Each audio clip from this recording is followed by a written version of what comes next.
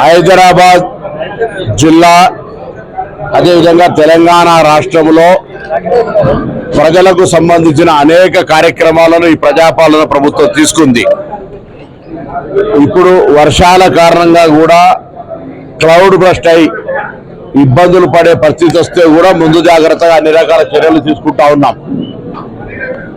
భవిష్యత్తులో మరింత ఉత్సాహంగా ప్రజా సమస్యల్ని పరిష్కరిస్తూ ప్రజా అవసరాలను తీర్చుకుంటూ ముఖ్యంగా హైదరాబాద్ రాష్ట్ర రాజధానిని అన్ని రంగాల్లో అభివృద్ధి చేయాలనే ఆలోచనతో గౌరవ ముఖ్యమంత్రి గారు ఉన్నారు. గతంలో ఒక దురదృష్టవశాత్తు ఉప ఎన్నిక కంటోన్మెంట్ వస్తే అక్కడ ప్రజలు విజ్ఞతతోటి కాంగ్రెస్ పార్టీని గెలిపించినారు.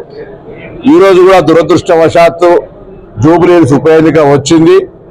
ఈ ఉప ఎన్నికకు కూడా జూబ్లీహిల్స్ ప్రజలు కాంగ్రెస్ పార్టీని గెలిపించినట్టయితే హైదరాబాద్ ప్రాంత అభివృద్ధికి మరింత ఉత్సాహంగా ఈ ప్రభుత్వం పనిచేస్తుంది. ఇక్కడ ప్రజా సమస్యలు గత 10 సంవత్సరాల నిర్లక్ష్యానికి గురైనాయి. గత 10 సంవత్సరాల అధికారంలో ఉన్న పార్టీ శాసనసభ్యుడు అయినప్పటికీ కూడా అనేక ప్రజా సమస్యలు పరిష్కారం కాలేదు. ఉదాహరణకు డబుల్ బెడ్రూమ్ ఇల్లు తీసుకున్నా, రేషన్ కార్డుకు సంబంధించిన తీసుకున్నా, ఇలా పెద్ద పెద్ద ఏరియాలలో జూబ్లీహిల్స్ నియోజకవర్గంలో డ్రైన్ల సమస్య ఓవర్ఫ్లో అయిపోయి ఇళ్లకు పోయే పరిస్థితి నుంచి ఇవన్నీ కూడా అధిగమిస్తాం.